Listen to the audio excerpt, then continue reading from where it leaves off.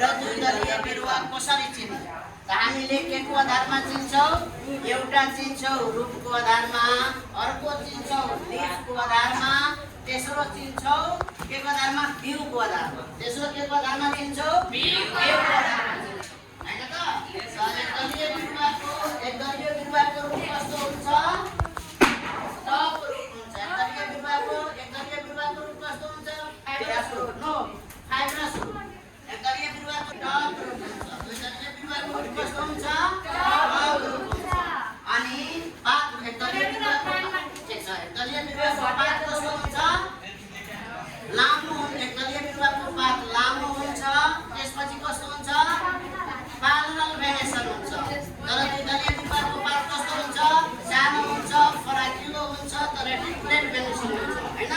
र एकदलीय बिरुवाको बिउलाई फोड्दाखेरि कस्तो हुन्छ मसिनो टुक्रामा बाँड्छ र द्विदलीय बिरुवाको बिउलाई फोड्दाखेरि कस्तो हुन्छ दुई बराबर भागमा बाँड्छ यसरी हामीले एकदलीय र द्विदलीय बिरुवाको बारेमा हामीले पढ्छौँ र अब यो रुखको लिएर एक जनालाई लिएर प्रत्येक व्यक्तिको बारेमा प्रत्येक स्टुडेन्ट्सको रुख हामी लिन्छौँ एउटा रुख लिन्छौँ र रुखपछि केही पातको आधारमा जराको आधारमा र बिउको आधारमा पातको आधारमा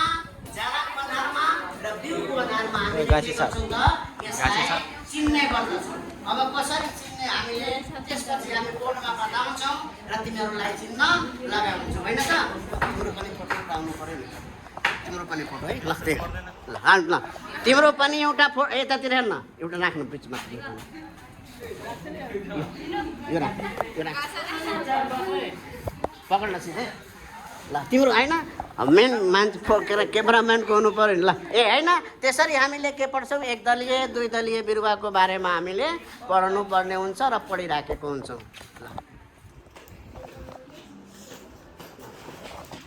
अब त्यसपछि के गर्ने त एक गर्ने पनि जस्तै हेर्नुहोस् एकदलीय बिरुवाको पात हेरौँ एकदलीय बिरुवाको पात लामो छ कि छैन लामो छ र द्विदलीय बिरुवाको पात हेरौँ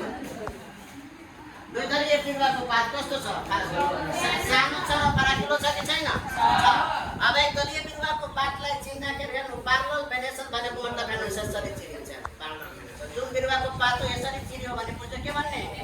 यो एकदलीय बिरुवा हो हेर्नुहोस् मजाले चिनिएको छ नि त एकदलीय बिरुवाको पात हेर्नु यो प्यारलल भेनेसन भनेको यही हो यहाँ हेर्नुहोस् यहाँ लामो प्यारलल चाहिँ आयो यसको नसा कस्तो छ राम्रो लामो छ यसरी चिन्यो भने के हुन्छ यो एकदलीय भयो अब द्विदलीयलाई हेर्नु त्यस्तो हामी चिन्न सक्छौँ त हेर्नु फाट्छ कि फाट्दैन चलिरहेको छ छैन नि सर हो छ त छैन पात यसरी यदि एकदलीय बिरुवाको पात हेर्नु जुनसुकै पनि एकदलीय बिरुवाको हेर्ने सोचेको हुन्छ क्या यो एकदलीय बिरुवा हेर्नु एकदलीय बिरुवाको पात हेर्नु जुनसुकै पनि पातलाई यस्तो गर्नु पातको समातौ है यसरी समातिसकेपछि यसरी गर्नु हेर्नु पुडैको पुडै आइराखेको यो एकदलीय भयो होइन जसरी यो उखुको पात हेरौँ है जस्तै यो उखुको पातहरू उखुको पातलाई पनि हेरौँ यो के हुन्छ ठुलो छ कि छैन ठुलो छ यसलाई पाल्ला हेर्नु यहाँ लामो प्यारलल भेनेसन भनेको भेन यो हेर्नुहोस् त यो जुन छ नि नासाहरू त्यसलाई भनिन्छ यसलाई हामीले यसरी गर्छौँ भने के हुन्छ हेर्नु यसरी भइराखेको छ हो त यसको मतलब के हो एकदलीय हो यसको मतलब के हो अनि हेर्नु एकदलीयको जति पनि बिरुवा छ हेर्नुहोस् जरा कस्तो छ गुच्छा परेको छ नि त्यो यो गुच्छा परेको हो यो पनि गुच्छा परेको हो द्विदलीय बिरुवाको जरा हेर्नुहोस् अब यसको जरा हेर्नु यो एकदलीय बिरुवाको जरा गुच्छा परेको वा द्विदलीय बिरुवाको जरा हेर्नुहोस् त काण्ड जस्तै तल गएको छ कि छैन काण्ड जस्तै तल गएको छ हो यसबाट मसिनो निस्केको छ कि छैन यसलाई कभिए काण्ड जस्तै तल एकदम तलसम्म जान्छ र मसिनो धर्सो निस्केको हुन्छ भने त्यसलाई के भन्ने त ट्याप रुट भन्ने त ट्याप रुट भन्ने बित्तिकै कस्तो हुन्छ द्विदलीय बिरुवाको पात कस्तो हुन्छ सानो हुन्छ फराकिलो हुन्छ अनि रेटिकुलेट भेनेसन जाली जस्तो हुन्छ जस्तै के को पात भनेपछि जस्तै तिमीले पढायो नि यो पिपलको पात पिपलको पातको सडेको पिपलको पात हुन्छ नि पिपलको पात जो सडेको पातलाई हटाउनु यसरी हेर्ने पनि कस्तो हुन्छ जाली जस्तो हुन्छ नि त हो त यस्तो हुन्छ यो पिपलको पातको जाली र गइसकेपछि के गर्ने भने तल एउटा उठाउने, उठाइसकेपछि कस्तो हुन्छ यदि सडेको जस्तो हेर्यो, सडेको पातले उठाउने र त्यसले यसरी गर्ने भने पुरै जाली जस्तो हुन्छ, त्यसमा हुन्छ हुँदैन, त्यस्तै जालीदार हुन्छ। त्यस्तै के हुन्छ, जालीदार हुन्छ। कसको, कुन बिरुवाको पात, एप्पलको पात जालीदार हुन्छ हैन। त्यसरी हामीले पढ्नु पर्ने हुन्छ। त बुझ्यो त? एकदलीय बिरुवा, द्विदलीय बिरुवा चिन्न सकिन्छ।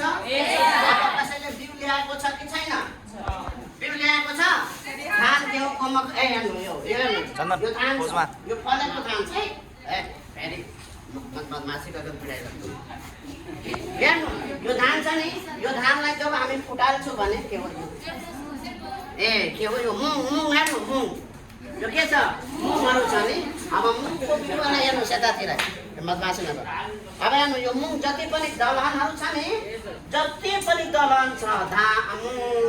लहरी, मसुरी, केराउ, जति पनि दलहन छ नि, त्यो सम्पूर्ण बिरुवालाई पुड्यो भने 2 बराबर भाग पाउँछ। यो मुङ छ, यो मुङलाई भयो भने कतिमा भाग्छ? 2 बराबर भागमा बाँड्यो भने के भयो? जस्तै आमको बिउ आँप खाइलिने, आँप खाइसकेपछि आँटीलाई फोड्ने, फोडिसकेपछि त्यो भित्रको हुन्छ नि गुदा, त्यो भित्रको जुन हुन्छ नि त्यसलाई फोड्ने 2 बराबर भागमा बाँड्छ। त्यसलाई के भयो? त्यो 2 दलीय